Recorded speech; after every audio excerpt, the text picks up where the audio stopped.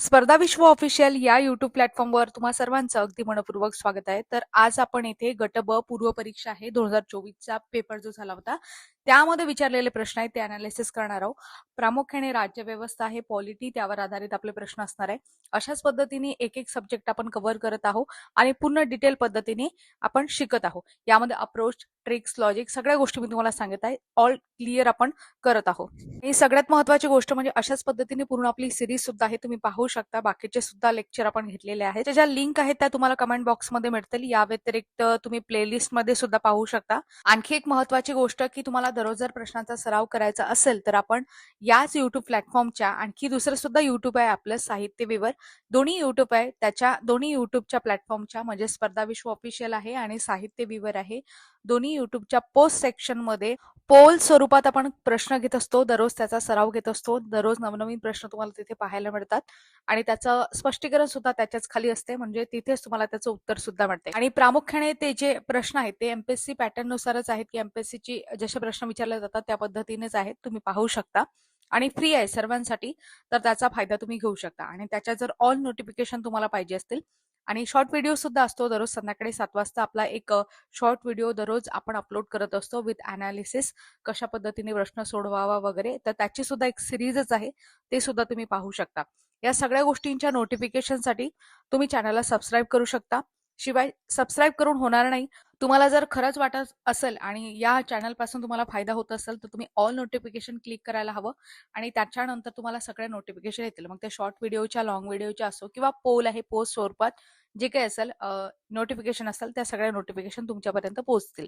ठीक आहे, तर सबस्क्राईब करून ऑल नोटिफिकेशनवर क्लिक करा जर तुम्हाला खरंच फायदा होत असेल तर. बाकी आपलं टेलिग्राम सुद्धा आहे, तिथे सुद्धा अपडेट मी टाकत असते. स्पर्धा विश्व ऑफिशियल नावाचा टेलिग्राम आहे. ही झाली आता प्रारंभिक माहिती या चॅनल बद्दल. आता मी तुम्हाला सांगत आहे की अशाच प्रकारे आपले लॉंग व्हिडिओ आहेत ते सुद्धा तुम्ही पाहू शकता. तर आजचा आपला भाग आहे पॉलिटीचा. चला मग आता जास्त वेळ न घेता पॉलिटीच्या प्रश्नांना सुरुवात करूया. 2024चा गट ब पूर्व परीक्षेचा हा पेपर आहे, लक्षात ठेवा. यामध्ये आता पॉलिटीचे प्रश्न, याला सुरुवात करूया.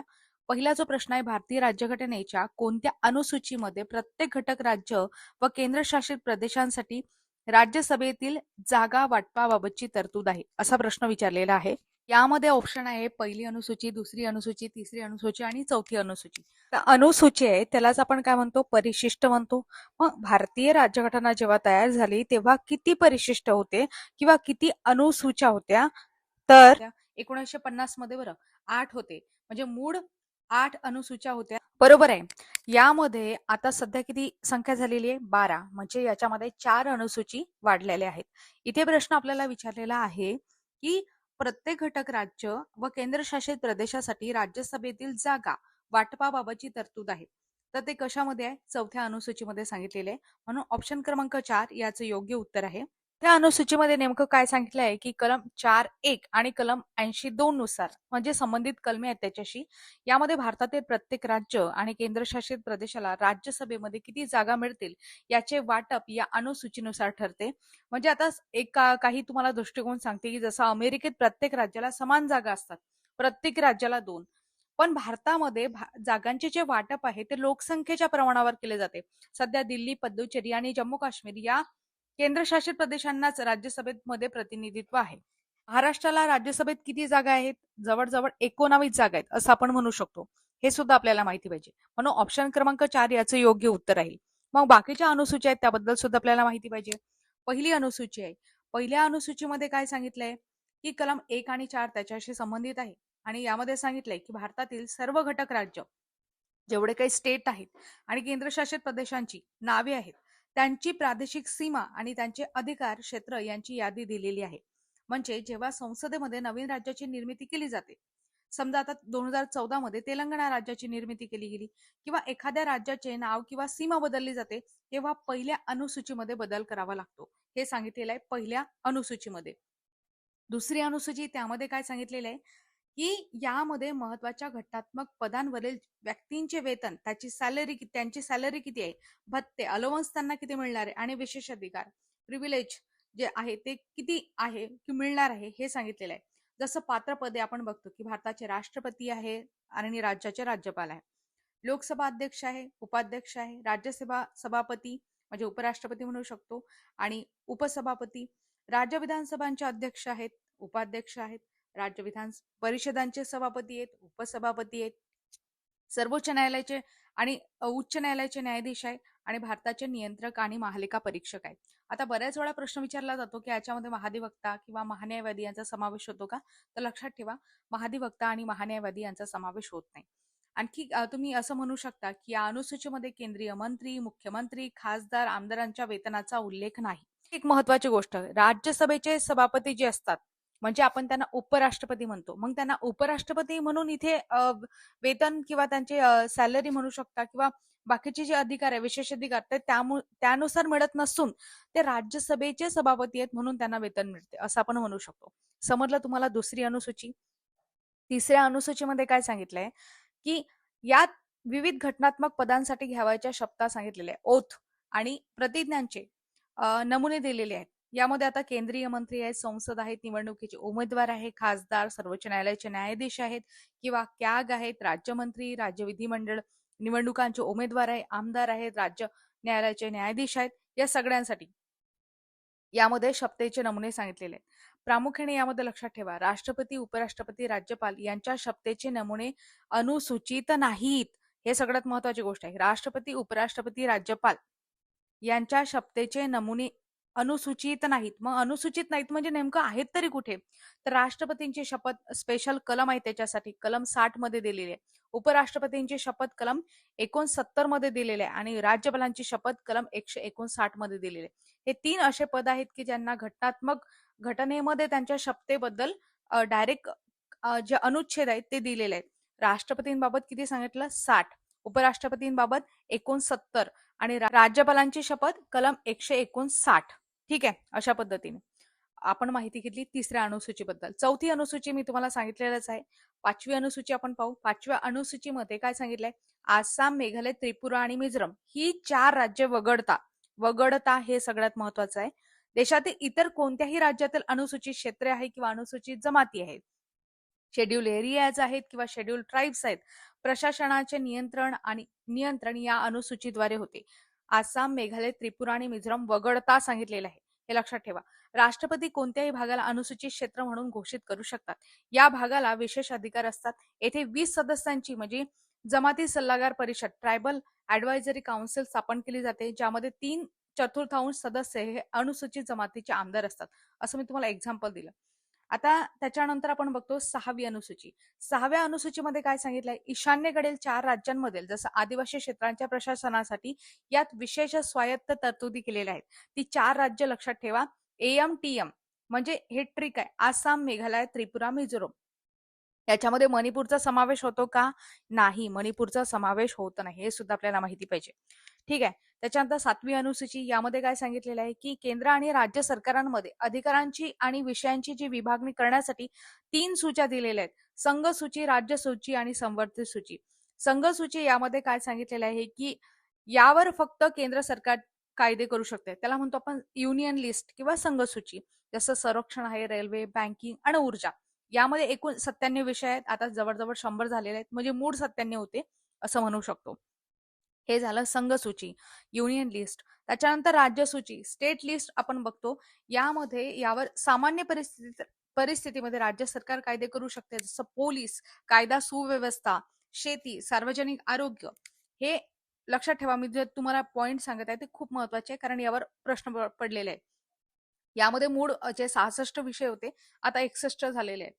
समवर्ती सूची म्हणजे यावर केंद्र आणि राज्य सरकार दोन्ही पण कायदे करू शकतात, आणि जर समजा केंद्राचा आणि राज्याचा कायदा, कोणता कायदा श्रेष्ठ असा जर वाद झाला तर केंद्राचा कायदा श्रेष्ठ ठरतो. बरोबर आहे. यामध्ये शिक्षण, जंगल, विवाह, लोकसंख्या नियंत्रण यांचा समावेश होतो. यामध्ये 97 विषय होते, आता 52 झालेले आहेत. अशा पद्धतीने आपण माहिती घेतली. आता सगळ्यात महत्वाची गोष्ट, याच्यासाठी एक घटनादुरुस्ती झाली होती, 42वी घटनादुरुस्ती 1976 मध्ये. तर राज्य सूचीतील जे काही 5 विषय आहेत ते समवर्ती सूचीमध्ये टाकण्यात आलेले आहे. त्यामध्ये शिक्षण, वने, वजन व मापे, वन्यप्राणी व पक्ष्यांचे संरक्षण आणि न्याय प्रशासन, हे सुद्धा माहिती पाहिजे. 8वी अनुसूची खूप महत्वाची आहे. 8व्या अनुसूचीमध्ये काय सांगितलंय की यामध्ये भारताच्या संविधानाने मान्यता दिलेल्या अधिकृत भाषांची यादी आहे. यामध्ये मूळ संविधानामध्ये किती भाषा होत्या? 14. आता सध्या किती झालेल्या आहेत? 22. यासाठी 3 घटनादुरुस्ती करण्यात आलेल्या आहेत. 21वी घटनादुरुस्ती 1967 मध्ये सिंधी भाषा जोडली गेली, हे माहिती पाहिजे. म्हणजे ही 15वी भाषा झाली. मूळ आधी 14 होत्या आणि एक भाषा जोडली गेली म्हणून ही 15वी भाषा. 71वी घटना दुरुस्ती झाली 1992 मध्ये. कोकणी, मणिपुरी, नेपाळी ही भाषा जोडली गेली. त्याच्यानंतर 92वी घटना दुरुस्ती झाली 2003 मध्ये. बोडो, डोगरी, मैथाली आणि संथाली ह्या भाषा जोडण्यात आल्या. अशा पद्धतीने आपण याबद्दल माहिती घेतली. म्हणजे 21वी घटना दुरुस्ती 1967, 71वी घटना दुरुस्ती 1992 आणि 92वी घटना दुरुस्ती 2003 असं तुम्ही लक्षात ठेवू शकता. आता यामध्ये इंग्रजी भाषा आहे का? नाही. राजस्थानी भाषा आहे का? नाही. यावर सुद्धा प्रश्न विचारलेले आहेत. 9वी अनुसूची सगळ्यांना माहिती असेल. यामध्ये स्वातंत्र्यानंतर जमीन सुधारणा आणि जमीनदारी पद्धत नष्ट करण्यासाठी जे कायदे करण्यात आले त्यांना न्यायालयीन आव्हानापासून वाचवण्यासाठी ही अनुसूची पहिल्याच घटना दुरुस्तीने जोडण्यात आली सुद्धा आपल्याला माहिती पाहिजे. 10वी घटना दुरुस्ती आहे. तर 10वी घटना दुरुस्ती यामध्ये 52वी घटना दुरुस्ती 1985 याचा समावेश होतो. यामध्ये काय सांगितलेलं आहे की राजकीय पक्षांतरांना आळा घालण्यासाठी राजीव गांधी सरकारच्या काळात पक्षांतर बंदी कायदा आला. अँटी डिफेक्शन लॉ म्हणू शकतो. यामध्ये अपात्रतेचे काही नियम सांगितलेले. एखादा आमदार किंवा खासदार स्वतःहून राजीनामा देतो, पक्षाच्या आदेशाविरुद्ध मतदान करतो किंवा निवडून आलेला अपक्ष सदस्य एखाद्या पक्षामध्ये प्रवेश करतो तेव्हा तो अपात्र ठरतो.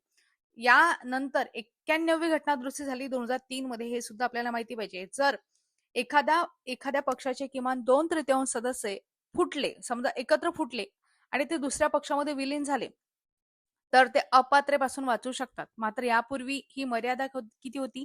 1/3 होती. मग 1/3 सोपं जायचं.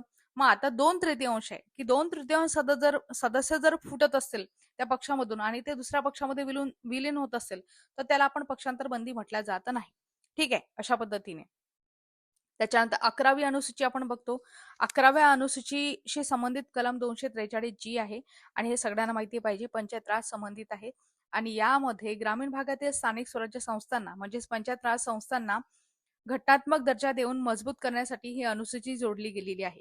यामध्ये एकूण 29 विषय आहेत, हे सुद्धा माहिती पाहिजे. त्याच्यानंतर 12वी अनुसूची आहे जी 74वी घटना दुरुस्ती झाली 1992 मध्ये, त्या अंतर्गत जोडली गेलेली आहे. यामध्ये एकूण किती विषय आहेत? तर 18 विषय आहेत आणि प्रामुख्याने कशाशी संबंधित आहे? शहरी भागातील स्थानिक स्वराज्य संस्थांना म्हणजेच नगरपालिका आहे आणि महानगरपालिका आहे यांच्या अधिकार व जबाबदाऱ्या देण्यासाठी ही अनुसूची जोडली गेली. तर तिने हा प्रश्न आपण खूप डिटेल पद्धतीने अनालिसिस केला. तुमचे सगळे पॉईंट कव्हर झालेले. आतापर्यंत आयोगाने विचारलेले प्रत्येक शब्द आणि प्रश्न कव्हर झालेला आहे या संबंधित. ठीक आहे, पुढचा प्रश्न पाहू. कोणत्या घटना दुरुस्ती अन्वये ग्रामसभेला संविधानिक दर्जा प्राप्त झालेला आहे? आताच तुम्हाला सांगितलं आणि तुम्हाला उत्तर डायरेक्ट आलं असेल की ग्रामसभेला घटनात्मक दर्जा, संविधानात्मक दर्जा 73व्या घटना दुरुस्तीने आणि 74व्या घटना दुरुस्तीने शहरी स्थानिक स्वराज्य संस्था त्याला प्राप्त झालाय. म्हणून या प्रश्नाचं योग्य उत्तर ऑप्शन क्रमांक 3. इथे 61वी घटना दुरुस्ती सांगितलेली आहे, 71वी घटना दुरुस्ती सांगितलेली आहे. हे सुद्धा मी तुम्हाला सांगितलंय. 61वी घटना दुरुस्ती आहे 1988 मध्ये झाली होती. त्याच्यामुळे नेमकं काय झालं होतं, जे मतदारांचं वय होतं ते 21 वर्षावरून 18 वर्ष करण्यात आलं होतं. बरोबर आहे. त्याच्यानंतर 71व्या घटना दुरुस्तीबद्दल सुद्धा तुम्हाला सांगितलं. 8व्या अनुसूचीमध्ये अधिकृत भाषांची यादी दिलेली आहे. त्यामध्ये 71व्या घटना दुरुस्तीमुळे 3 भाषा जोडण्यात आल्या होत्या, कोकणी, मणिपुरी आणि नेपाळी. हे सुद्धा तुम्हाला माहिती आहे. 71वी घटना दुरुस्ती 1992 मध्ये. हे सुद्धा मी तुम्हाला सांगितलं. आणि 73वी आणि 74वी घटना दुरुस्ती तुम्हाला डिटेल पद्धतीने माहितीच आहे, ते सुद्धा तुम्हाला सांगितलेली आहे. तर सुद्धा एकदा सांगते, 73वी घटना दुरुस्ती 1992 मध्ये ग्रामीण स्थानिक स्वराज्य संस्था त्याच्याशी संबंधित आहे, पंचायत राज संबंधित आहे. पंतप्रधान PV नरसिंह राव यांच्या सरकारमध्ये ही घटना दुरुस्ती झाली. अंमलबजावणी 24 एप्रिल 1993 पासून झाली. म्हणून 24 एप्रिल हा दिवस भारतामध्ये राष्ट्रीय पंचायत राज दिवस म्हणून साजरा केला जातो. राज्यघटनेमध्ये यामुळे भाग 9 जोडण्यात आलेला आहे. त्याचं नाव आहे पंचायत आणि कलम आहे त्याच्याशी संबंधित 243 ते 243 ओ. एकूण असे 16 कलमे याच्याशी जोडण्यात आलेले आहेत. आणि राज्यघटनेमध्ये कोणती अनुसूची ऍड करण्यात आलेली आहे? 11वी अनुसूची. 11व्या अनुसूचीमध्ये एकूण किती विषय दिलेले आहेत? त्यामध्ये 29 विषय दिलेले आहेत. जसं उदाहरणार्थ कृषी, आरोग्य, प्राथमिक शिक्षण, दारिद्र्य निर्मूलन असं तुम्ही म्हणू शकता. अशा पद्धतीने आपण माहिती घेतली. अशाच पद्धतीने 74वी घटना दुरुस्ती म्हणजे 74वी घटना दुरुस्ती कायदा 1992 चा आहे. शहरी स्थानिक स्वराज्य संस्थेशी रिलेटेड आहे आणि प्रामुख्याने लागू कधी झाली? 1 जून 1993. हे लक्षात ठेवा, इथे डेट बदललेली आहे. 1 जून 1993 पासून हा कायदा लागू झाला. राज्यघटनेमध्ये भाग 9A लक्षात ठेवा, पार्ट 9A जोडण्यात आला आणि त्याच्यामध्ये कोणते कलम आहेत? 243P ते 243ZG पर्यंत एकूण 18 नवीन कलमे जोडण्यात आली आणि याच्यामुळे भारतीय राज्यघटनेमध्ये 12वी अनुसूची आहे ती जोडण्यात आली. 12व्या अनुसूचीमध्ये नगरपालिकांच्या कार्यक्षेत्रामध्ये जेवढे काही विषय येतात, पर्टिक्युलरली 18 विषय देण्यात आलेले आहेत. जसं नगर रचना, अग्निशामक दल आहे, पाणी पुरवठा, झोपडपट्टी सुधारणा वगैरे त्यांची माहिती देण्यात आलेली आहे. अशा पद्धतीने आपण माहिती घेतली. तुमच्यासाठी प्रश्न आहे, मला सांगा घटना दुरुस्ती हे भारतीय राज्यघटनेमध्ये घटना दुरुस्ती करता येते हे भारतीय राज्यघटनेमध्ये कोणत्या कलमामध्ये सांगितलेले आहे? हे तुम्हाला कमेंट बॉक्समध्ये सांगायचं आहे. ठीक आहे, प्रश्नाचं उत्तर द्या आणि कमेंट करण्याचा प्रयत्न करा. त्याच्यानंतर पुढचा प्रश्न आहे, भारतीय संसदेबाबत खालीलपैकी कोणते विधाने बरोबर आहे? आता पहिलं विधान आहे की स्वातंत्र्यानंतरची तात्पुरती संसद ही एकसदनी होती आणि ब विधान आहे राज्यसभा सदस्यांचा कार्यकाळ हा अमेरिकन सिनेटच्या सदस्यांप्रमाणे आहे. हे जे दोन्ही विधान आहेत ते बरोबरच आहेत असं आपण म्हणू शकतो. स्वातंत्र्यानंतरची तात्पुरती संसद म्हणजे 26 जानेवारी 1950 ते 17 एप्रिल 1952 पर्यंत भारताची संसद जी होती ती एक सदनीच होती. बरोबर आहे. त्याच्यानंतर दुसरं स्टेटमेंट आहे, ते दुसरं स्टेटमेंट समजून घेणं आपल्यासाठी खूप महत्वाचं आहे की राज्यसभा सदस्यांचा कार्यकाळ हा अमेरिकन सिनेटच्या सदस्यांप्रमाणे आहे. आता हा कार्यकाळ अमेरिकन सिनेटच्या सदस्यांप्रमाणे म्हणजे कसा? जसं आपण बघतो आपल्या राज्यसभेचा सदस्यांचा कार्यकाळ किती वर्ष आहे? 6 वर्ष आहे. बरोबर आहे. तर अमेरिकन सिनेटचा सदस्यांचा कार्यकाळ सुद्धा 6 वर्ष इतकाच आहे. ही सुद्धा महत्वाची गोष्ट आहे की तिथे अमेरिकन सिनेटचे जे सदस्य आहे 1/3 सदस्य दर 2 वर्षांनी निवृत्त होतात आणि नवीन सदस्य त्यांच्या जागी येतात. त्याचप्रमाणे भारतात सुद्धा आहे की भारतामध्ये सुद्धा राज्यसभेतील 1/3 सदस्य आहेत ते दर 2 वर्षांनी निवृत्त होतात आणि त्यांच्या जागी नवीन सदस्य येतात. हे सगळं बरोबर आहे. फक्त म्हणून हे दोन्ही स्टेटमेंट बरोबर आहेत. मात्र इथे फरक कशाचा आहे? फरक आहे की अमेरिकन सिनेटमध्ये प्रत्येक राज्याला समान प्रतिनिधित्व आहे, म्हणजे प्रत्येक राज्य आहे त्याला 2 जागा असतात. मात्र भारतामध्ये तसं आहे का? नाही. भारतामध्ये लोकसंख्येच्या प्रमाणात जागा असतात. जसं आता उत्तर प्रदेशला जास्त आहेत, गोव्याला कमी आहेत. कारण गोव्याची लोकसंख्या कमी आहे, उत्तर प्रदेशची लोकसंख्या जास्त आहे. यावरून आपण असं म्हणू शकतो की भारतामध्ये लोकसंख्येच्या अनुसार जागा मिळतात, तर अमेरिकेमध्ये प्रत्येक राज्याला समान अधिकार आहे असं आपण म्हणू शकतो. मात्र आपल्याकडे तो तसा नाही. यावर बरेचसे वाद होतात की आता समजा उत्तर प्रदेश आहे, त्यांनी त्यांची पॉप्युलेशन कमीच केले नाही आणि इतर राज्य आहे ते लिंग गुणोत्तर मेंटेन करत आहे. साऊथ स्टेटमध्ये बघा किती लिटरसी आहे, साक्षरता आहे आणि त्यांचं पॉप्युलेशन सुद्धा कमी आहे त्या मानाने. मग ते पॉप्युलेशन वर सुद्धा कंट्रोल करत आहे. याचा अर्थ मग त्यांचा संसदेमध्ये जो समावेश आहे तो लोकसंख्येच्या प्रमाणात असायला पाहिजे. मग तिथे संसदेमध्ये मात्र त्यांचं प्रतिनिधित्व कमी. मात्र उत्तरेकडील जे काही राज्य आहेत ते त्यांचं पॉप्युलेशन कमी करत नाही, जसं बिहार आहे, उत्तर प्रदेश आहे. मग यांचे जे खासदार आहेत ते आपल्याला लोकसभेमध्ये जास्त पाहायला मिळतात. असा फरक असतो. म्हणून यामुळे सुद्धा बरेचसे वाद आपल्याला पाहायला मिळतात. ठीक आहे, समजलं तुम्हाला? आता पुढचा प्रश्न आपण घेऊ. पुढचा प्रश्न आहे, राज्यघटनेतील कोणत्या अनुच्छेदात पंचायत राज्याशी संबंधित असलेल्या जिल्हा पंचायत आणि ग्रामसभा, मध्यस्तर, गाव इत्यादी शब्दांच्या व्याख्या दिलेल्या आहेत? यामध्ये ऑप्शन दिलेले अनुच्छेद 243, अनुच्छेद 244, अनुच्छेद 245, अनुच्छेद 242 अशा पद्धतीने ऑप्शन दिलेले आहेत. तर यापैकी आता योग्य उत्तर काय? याचं योग्य उत्तर आहे 243. मी तुम्हाला आधीच सांगितलं 73वी घटना दुरुस्ती आहे ती प्रामुख्याने 243 याच्याशी संबंधित आहे. हे सुद्धा मी तुम्हाला सांगितलं की याच्यामुळे भारतीय राज्यघटनेमध्ये भाग 9 जोडला गेलेला आहे. 243 ते 243 ओ संबंधित ज्या काही तरतुदी आहेत ते 16 कलम आहेत त्यामध्ये सांगितलेले आहेत. 243 ए मध्ये काय सांगितलेलं आहे? ग्रामसभेची स्थापना सांगितलेली आहे. त्याच्यानंतर 243 बी मध्ये त्रिस्तरीय पंचायत राज आहे त्याच्या व्यवस्थेची स्थापना सांगितली आहे, जसं ग्रामपंचायत, पंचायत समिती आणि जिल्हा परिषद. त्याच्यानंतर 243 सी मध्ये काय सांगितलेलं आहे? पंचायतीची रचना आणि सदस्यांच्या निवडीची पद्धत सांगितली आहे. 243 डी मध्ये रिझर्वेशन सांगितले आहे, आरक्षण अनुसूचित जातीसाठी किती असणार आहे, महिलांसाठी किती असणार आहे.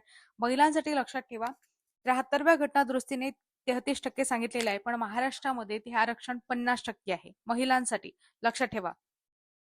त्याच्यानंतर 243 ई मध्ये काय सांगितले? ड्युरेशन म्हणजे कालावधी आहे तो 5 वर्ष सांगण्यात आलेला आहे. कार्यकाळ संपण्यापूर्वी विसर्जन झाल्यास 6 महिन्यांच्या आत निवडणुका घेणे बंधनकारक आहे. कलम 243 एफ मध्ये काय सांगितलेलं आहे की डिस्क्वालिफिकेशन सांगितलेलं आहे. सदस्यांच्या अपात्रतेसंबंधी जे काही नियम आहे ते 243 मध्ये सांगितलेले आहे. आणि निवडणूक लढवण्यासाठी किमान वय किती असायला पाहिजे हे सुद्धा सांगितलंय, किमान 21 वर्ष. ठीक आहे. 243 मध्ये काय सांगितलंय, जे काही जी सगळ्यात महत्वाचं आहे, अधिकार, वित्त आणि ज्या काही निवडणूक आहे या संबंधित, म्हणजे पंचायतीचे अधिकार आहेत, जबाबदाऱ्या आहेत. यानुसार संविधानाच्या 11व्या अनुसूचीमध्ये 29 विषयांवर पंचायतींना काम करण्याचा अधिकार आहे. कलम 243 मध्ये काय सांगितलेलं आहे, कर गोळा करण्याचं, निधी गोळा करण्याचं अधिकार पंचायतींना दिलेले आहेत. 243 मध्ये काय सांगितलंय, राज्य वित्त आयोगाची स्थापना सांगितलेली आहे. आता हे तुम्हाला कमेंट बॉक्समध्ये सांगायचं आहे की राज्य वित्त आयोग आहे सध्याचे, त्याचे अध्यक्ष कोण आहेत. दर 5 वर्षांनी राज्यपालांद्वारे याची नियुक्ती होत असते. तर आता यासोबतच तुम्हाला केंद्रीय वित्त आयोग आहे, संबंधित भारतीय राज्यघटनेमध्ये कोणत्या कलमामध्ये माहिती सांगितलेली आहे ते तुम्हाला सांगायचं आहे. केंद्रीय वित्त आयोग हे सुद्धा आपल्याला माहिती पाहिजे. ठीक आहे. कलम 243 मी तुम्हाला काय प्रश्न विचारला, केंद्रीय वित्त आयोग आहे त्याबद्दल माहिती तुम्हाला द्यायची आहे. त्याच्या सध्याचे अध्यक्ष किती आहे. 16वा वित्त आयोग याबद्दल माहिती सांगा की त्याचे अध्यक्ष कोण आहेत, त्याचे सचिव कोण आहेत, हे कमेंट बॉक्समध्ये सांगण्याचा प्रयत्न करा. तर कलम 243 मध्ये सांगितलेलं आहे राज्य वित्त आयोग. 243 मध्ये सांगितलंय राज्य निवडणूक आयोगाची स्थापना सांगितली आहे. 243 मध्ये सांगितलंय निवडणूक संदर्भात बाबींमध्ये न्यायालयाला हस्तक्षेप करण्यास मनाई सांगितलेली आहे. अशा पद्धतीने आपण पूर्ण डिटेल पद्धतीने मी तुम्हाला माहिती सांगितली. पुढचा प्रश्न पाहू. प्रश्न आहे, खालील विधाने विचारात घ्या, लक्षात घ्या. ए आणि बी 2 विधाने आहेत. सध्या भारतीय राज्यघटनेच्या 8व्या परिशिष्टामध्ये 22 भाषा नमूद केल्या आहेत. आणि बी सांगते त्यापैकी कोकणी, नेपाळी या भाषांचा समावेश 92वी घटनादुरुस्ती अधिनियम 2003 नुसार करण्यात आलेला आहे. आता हे आपण बघतो की सध्या भारतीय राज्यघटनेच्या 8व्या परिशिष्टामध्ये 22 भाषा नमूद केलेल्या आहेत. हे कसं आहे, बरोबर आहे. त्यापैकी कोकणी आणि नेपाळी या भाषांचा समावेश 92वी घटनादुरुस्ती, हे मात्र चुकीचं आहे. हे सुद्धा तुम्हाला डिटेल पद्धतीने सांगितलंय. यासाठीच मी परिशिष्ट आहे ते पूर्ण आधी डिटेल घेतलं, जेणेकरून प्रत्येक प्रश्न आपला सॉल्व्ह होते. तुम्ही ते परिशिष्ट ऐकल्यानंतर तुमचे आता तुम्हाला जाणवेल की इथे जे प्रश्न आहेत आपल्याला दिलेले त्यामध्ये प्रत्येक प्रश्नाचं उत्तर आपल्याला येत आहे, जर तुम्ही डिटेल पद्धतीने ते ऐकले असतील तर यापैकी बी स्टेटमेंट चुकीचं आहे. कोकणी, मणिपुरी आणि नेपाळी या भाषांचा समावेश 71वी घटनादुरुस्ती आहे त्याद्वारे करण्यात आलाय. आणि 92व्या घटनादुरुस्तीद्वारे मात्र बोडो, डोगरी, मैथली आणि संथाली यांचा समावेश करण्यात आलेला आहे. मग बी स्टेटमेंट कसं आहे, चुकीचं आहे. बरोबर आहे. म्हणून ऑप्शन क्रमांक बी जे आहे ते चुकीचं असल्यामुळे बी एलिमिनेट करा आणि ऑप्शन क्रमांक ए, फक्त अ, हे याचं योग्य उत्तर आहे. पुढचा प्रश्न आहे, ग्रामपंचायतीचे संघटन हा विषय भारतीय राज्यघटनेच्या रिकामजागा अनुच्छेदात आहे. एकदम सोपा आहे, अनुच्छेद 40 मध्ये सांगितलेले आहे.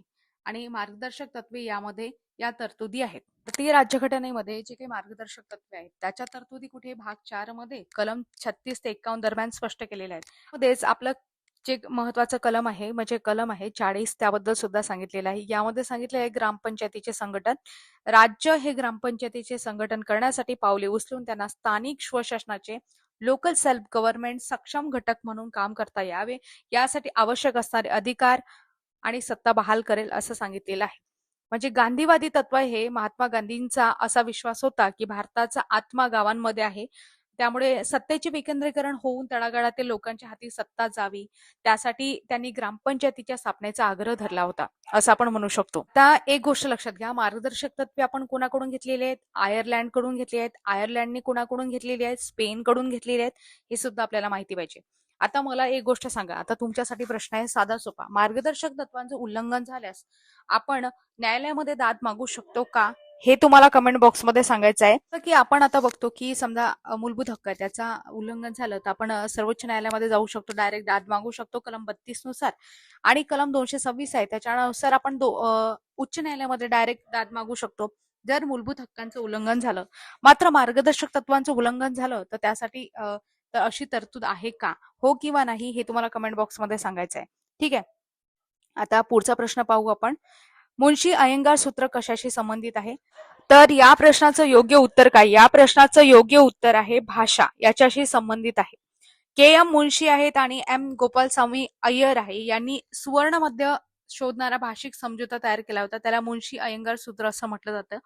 भारताची राष्ट्रीय भाषा कोणती असावी यावरून हिंदी भाषक आहे आणि बिगर हिंदी भाषक आहे, विशेषतः दक्षिण भारतातील तिथे इंग्रजी बोलले जाते, अशा राज्यांमध्ये वाद निर्माण झाला होता आणि हा वाद मिटवण्यासाठी हे एक सूत्र तयार करण्यात आलं होतं, ज्यामध्ये के. मुन्शी आणि एन. गोपालस्वामी अय्यंगार हे होते. म्हणून या प्रश्नाचं उत्तर काय आहे, तर भाषा समस्या. ठीक आहे, ऑप्शन क्रमांक 3. त्याच्यानंतर पुढचा प्रश्न, भारतीय संविधानात खालील अनुच्छेदानुसार निर्वाचन आयोगाची तरतूद केली जाते. तर निर्वाचन आयोगाची तरतूद याबद्दल आपण शॉर्ट व्हिडिओच्या माध्यमातून भरपूर वेळा माहिती घेतलेली आहे. तर अनुच्छेद 324 मध्ये सांगितलेले आहे. तर आता निर्वाचन आयोग आहे, त्यामध्ये सुद्धा केंद्राचा आहे आणि राज्याचा 2 वेगवेगळे निर्वाचन आयोग असतात. यामध्ये आता 324 नुसार केंद्राचा निर्वाचन आयोग त्याबद्दल सांगितलेला आहे. 25 जानेवारी 1950 रोजी या आयोगाची स्थापना झाली, म्हणून दरवर्षी 25 जानेवारी हा दिवस राष्ट्रीय मतदार दिवस म्हणून साजरा केला जातो. संविधानिक तरतुदी भाग 15 मधील कलम 324 ते 329 या दरम्यान निवडणूक आयोगाची तरतूद करण्यात आलेली आहे. कलम 324 नुसार निवडणूक आयोगाला निवडणुकीचे संचालन करण्याचे अधिकार मिळालेले आहेत. यामध्ये आता आपण बघतो की मुख्य निवडणूक आयुक्त असतात, चीफ इलेक्शन कमिशनर आपण असं म्हणतो, आणि त्यांना मदत करण्यासाठी इतर 2 निवडणूक आयुक्त असतात. म्हणजे एकूण 3 निवडणूक आयुक्त असतात. म्हणजे ही रचना होती 1950 ते 1989 पर्यंत. निवडणूक आयोग हा एक सदनीच होता, एकच मुख्य निवडणूक आयुक्त असत. मात्र 89 नंतर 16 ऑक्टोबर 1989 नंतर आता जे आहेत ते म्हणजे पर्टिक्युलरली 1 ऑक्टोबर 1993 पासून कायमस्वरूपी आपण म्हणू शकतो त्रिसदनी मेंबर बॉडी आहे. त्याच्यामध्ये मुख्य निवडणूक आयुक्त आणि 2 इतर निवडणूक आयुक्त हे असतात. आता यांची नियुक्ती कोण करत असते, ते प्रामुख्याने निवड समिती आहे, त्यांच्या निवड समितीद्वारे यांची नियुक्ती केली जाते. यांची नियुक्ती कोण करतात, तर राष्ट्रपती करतात. परंतु त्याआधी संसदेने पारित केलेल्या नवीन कायद्यानुसार आपण बघतो 23-24 नुसार आता जे आहे निवड समिती होत असते, म्हणजे पंतप्रधानांच्या अध्यक्षतेखाली. त्याच्यामध्ये विरोधी पक्षनेते, केंद्रीय मंत्री वगैरे असतात आणि त्यांच्या नावाची शिफारस करतात आणि नंतर राष्ट्रपती त्यांना नियुक्त करतात. आता आयुक्तांचा कार्यकाळ किती वर्ष असतो, 6 वर्ष किंवा वयाची 65 वर्ष यापैकी जो आधी होईल तो कार्यकाळ असतो. नंतर सर्वोच्च न्यायालयाच्या न्यायाधीशांनी इतका दर्जा, वेतन, भत्ते त्यांना मिळतात. पदावरून दूर करणे म्हणजे मुख्य निवडणूक आयुक्तांना पदावरून दूर करण्यासाठी म्हणजे हटवण्यासाठी सर्वोच्च न्यायालयाचे जे काही न्यायाधीश आहेत त्यांच्याप्रमाणे संसदेमध्ये महाभियोग प्रक्रिया राबवली जाते, असं आपण म्हणू शकतो. ठीक आहे, तर अशा पद्धतीने आपण माहिती घेतली. आता राज्य निवडणूक आयोग आहे, याबद्दल तुम्हाला माहिती सांगायची आहे. आणि सध्याचे मी तुम्हाला हे सुद्धा सांगितलंय शॉर्ट व्हिडिओमधून, जे आपले केंद्रीय निवडणूक आयोग आहेत ते पहिले केंद्रीय निवडणूक आयुक्त कोण होते हे तुम्हाला कमेंट बॉक्समध्ये सांगायचं आहे. आणि पहिल्या महिला केंद्रीय निवडणूक आयुक्त कोण होत्या हे सुद्धा तुम्हाला सांगायचं आहे. या व्यतिरिक्त राज्य निवडणूक आयोग आहे, त्या संबंधी मी तुम्हाला सांगितलेलं आहे याआधी. तर कोणत्या कलमामध्ये तरतुदी दिलेल्या आहेत तर ते तुम्हाला कमेंट बॉक्समध्ये सांगायचं आहे. विचारलेले जे प्रश्न आहेत त्या प्रश्नांचं उत्तर देण्याचा प्रयत्न करा. फक्त प्रश्न काय विचारला ते मेन्शन करा आणि खाली उत्तर द्या. ओके, नाही समजलं तरी सुद्धा सांगा किंवा प्रश्न खाली कमेंट बॉक्समध्ये टाका आणि याचं उत्तर काय, समजलं नसेल तर ते सुद्धा विचारू शकता. तर उत्तर देण्याचा प्रयत्न करा. मग आता पुढचा प्रश्न पाहू. प्रश्न आहे की भारतातील पहिल्या मुख्य निर्वाचन आयुक्त कोण होत्या, आलाय प्रश्न. तर याचं उत्तर आहे व्ही.एस. रमादेवी. हे माहिती पाहिजे. पहिले जे निवडणूक आयुक्त होते ते सुकुमार सेन होते आणि पहिल्या निर्वाचन आयुक्त कोण होत्या, व्ही.एस. रमादेवी ह्या होत्या. चा प्रश्न आहे, भारतीय राज्यघटनेतील कोणते अनुच्छेद राज्य विधिमंडळाशी संबंधित आहेत. तर राज्य विधिमंडळाशी संबंधित विचारलेले अनुच्छेद 22 ऐका, 168, 380 आणि 25. त्यामध्ये तुम्ही सहज एलिमिनेट करू शकता. 380 येणार नाही, 22 सुद्धा नाही आणि 25 सुद्धा नाही.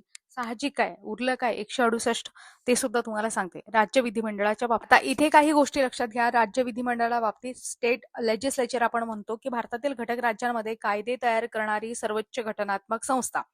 स्टेट लेजिस्लेचर म्हटलेलं आहे, घटक राज्यांमध्ये म्हटलेलं आहे. कीवर्ड शब्द लक्षात घ्यायचा.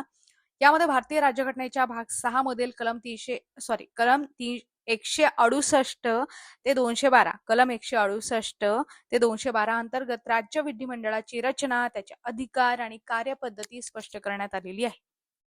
बरोबर आहे. मग आता विधिमंडळाचे घटक काय कोणकोणते असतात, त्यांच्यामध्ये कलम 168 नुसार राज्यपाल असतील, राज्याचे राज्यपाल. सध्याचे राज्यपाल कोण आहेत आपले, कमेंट करण्याचा प्रयत्न करा. सध्याचे राज्यपाल कोण आहेत हे तुम्हाला कमेंट बॉक्समध्ये सांगायचं आहे. तर त्यामध्ये विधिमंडळामध्ये 168 नुसार राज्यपाल असतात, विधानसभा असते आणि विधान परिषद अस्तित्वात असेल तर विधान परिषद असते. म्हणजे एक तर 168 नुसार जे विधिमंडळ आहे ते एक सदनी असेल किंवा द्विसदनी असेल. एक सदनी असेल तर विधान सभा आहे, विधानसभा आहे ते एकच सभागृह असेल आणि द्विसदनी असेल तर त्या ठिकाणी विधानसभा आणि विधान परिषद सुद्धा असेल. आणि भारतामधील केवळ 6 राज्यांमध्ये आता पुढे प्रश्न दिलेलाच आहे तो सुद्धा सांगते. महाराष्ट्र, उत्तर प्रदेश, बिहार, कर्नाटक, आंध्र प्रदेश, तेलंगणा यामध्ये द्विसदनी व्यवस्था आहे. म्हणजे यामध्ये विधानसभा आणि विधान परिषद दोन्हीचा समावेश होतो. चला तुम्हाला डायरेक्ट प्रश्न दाखवतो तो की यामध्ये खालीलपैकी कोणत्या राज्यात द्विगृही विधिमंडळ आहे. आणि याचं उत्तर आपल्याला निघालेलं डायरेक्ट तुम्हाला सांगते ऑप्शन क्रमांक 4. आंध्र प्रदेश, बिहार, कर्नाटक, महाराष्ट्र, तेलंगणा आणि उत्तर प्रदेश हे याचं उत्तर आहे 62 ऑप्शन क्रमांक 4. या राज्यांमध्ये द्विगृही विधिमंडळ आहे असं आपण म्हणू शकतो. म्हणजे इथे विधानसभा सुद्धा आहे आणि विधान परिषद सुद्धा आहे. हा प्रश्न सुद्धा यातून आपला कव्हर झाला. आता यामध्ये विधानसभा, विधान परिषद याबद्दल फरक सुद्धा सांगते. विधानसभा म्हटलं तर कनिष्ठ पण अधिक शक्तिशाली सभागृह म्हणू शकतो आणि विधान परिषद म्हटलं तर वरिष्ठ पण सल्लागार स्वरूपाचे सभागृह असं म्हणू शकतो. विधानसभेबाबत मी तुम्हाला संपूर्ण माहिती सांगते की यामध्ये कमीत कमी 60 आणि जास्तीत जास्त 500 सदस्य लोकसंख्येनुसार सदस्य संख्या असते. आपल्या महाराष्ट्राच्या विधानसभेची सदस्य संख्या किती आहे हे तुम्हाला कमेंट बॉक्समध्ये सांगायचं आहे. सभागृहाचा कार्यकाळ 5 वर्ष असतो. मुदतपूर्वी विसर्जन सुद्धा होऊ शकते. उमेदवाराचं वय विधानसभा सदस्य होण्यासाठी 25 वर्ष तरी पाहिजे. बरोबर आहे. आणि सगळ्यात महत्वाची गोष्ट, आता ज्या पद्धतीने आपण विधानसभा बघितली त्याच पद्धतीने विधान परिषद सुद्धा आहे. आता विधान परिषद म्हटलं तर इथे जे विधानसभेच्या एकूण सदस्य संख्येच्या 1/3 पेक्षा जास्त नसतील इतके सदस्य यामध्ये असतात आणि कमीत कमी 40 म्हणजे 33% विधानसभेच्या 33% सदस्य विधान परिषदेमध्ये आणि कमीत कमी 40. मग आपल्या महाराष्ट्राच्या विधान परिषदेमध्ये किती सदस्य आहेत हे तुम्हाला सदस्य संख्या आहे ते तुम्हाला कमेंट बॉक्समध्ये सांगायची आहे. विधानसभेमध्ये सुद्धा आणि विधान परिषदेमध्ये सुद्धा किती सदस्य संख्या आहे हे कमेंट बॉक्समध्ये सांगण्याचा प्रयत्न करा. त्याच्यानंतर हे जे विधान परिषद आहे ते कायमस्वरूपी सभागृह म्हटलं जाते. कधीही विसर्जित होत नाही. दर 2 वर्षांनी 1/3 सदस्य निवृत्त होत असतात आणि उमेदवाराचं वय किती पाहिजे, कमीत कमी विधान परिषदेचा सदस्य होण्यासाठी 30 वर्ष पाहिजे असते. बरोबर आहे. अशा पद्धतीने आपण माहिती घेतली ऍडिशनल. तर काही तुमचे काही प्रश्न वगैरे असतील या संबंधित तर तुम्ही विचारू शकता. पुढचा प्रश्न पाहू. राज्याच्या महाधिवक्त्याची निवड करण्याचा अधिकार खालीलपैकी कोणाला आहे.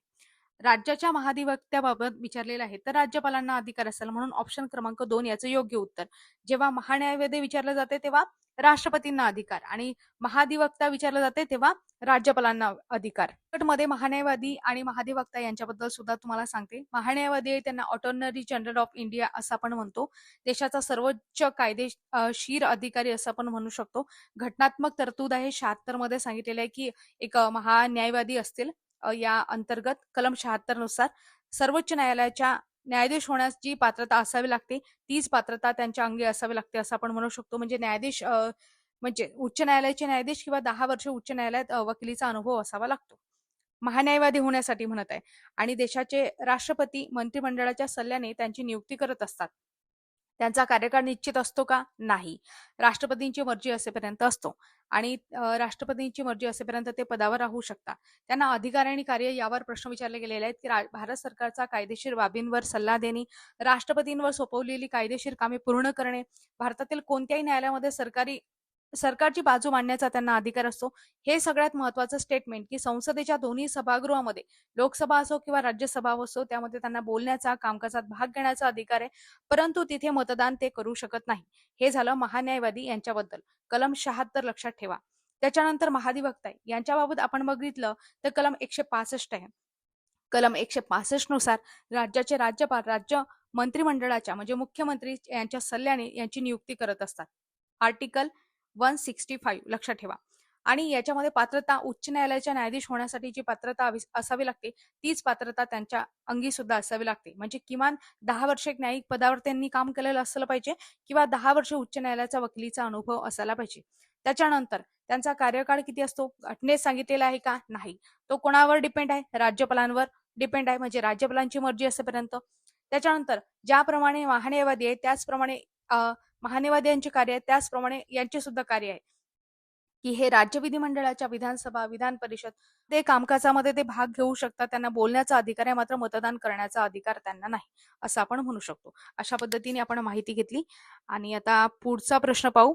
आहे मी जे तुम्हाला सांगत आहे ते तुम्हाला समजत आहे, कारण संवाद जो आहे तो आपला एकतर्फी आहे. तुम्ही कमेंट बॉक्समधून माझ्याशी संवाद साधू शकता किंवा बोलू शकता. आपण पोस्ट सेक्शनमध्ये सुद्धा जे प्रश्न टाकत असतो त्यावर सुद्धा तुम्ही कमेंट करू शकता, बोलू शकता. तुमचे काही प्रश्न, डाउट्स वगैरे असेल, काही असो तुम्ही बिनधास्तपणे विचारू शकता. ठीक आहे. तर बिनधास्तपणे विचारा काही असल्यास, आणि समजत असेल, आवडत असेल तर नक्की लाईक करा.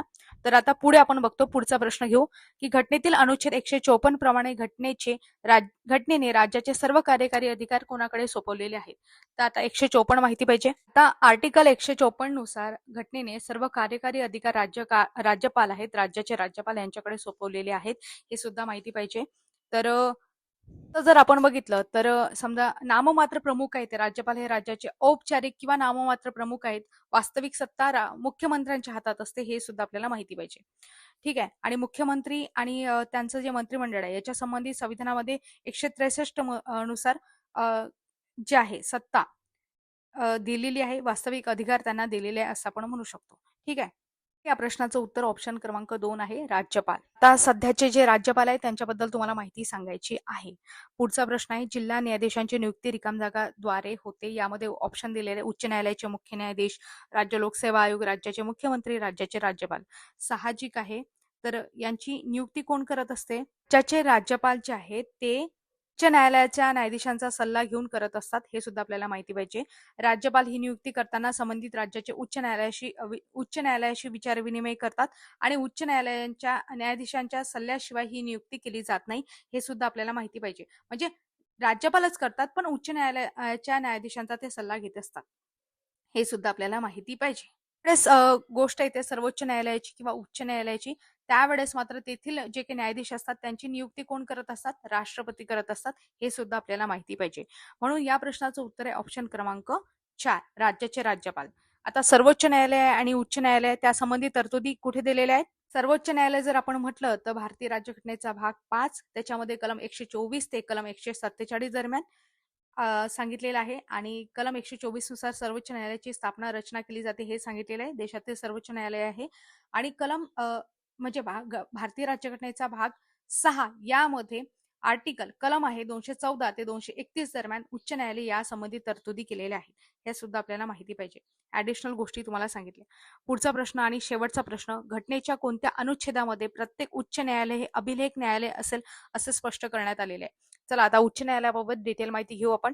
जसं मी तुम्हाला सांगितलं, भारतीय राज्यघटनेमध्ये भाग 6 कलम 214 ते 231 अंतर्गत उच्च न्यायालयाची रचना, अधिकार, कार्यपद्धती स्पष्ट करण्यात आलेल्या आहे.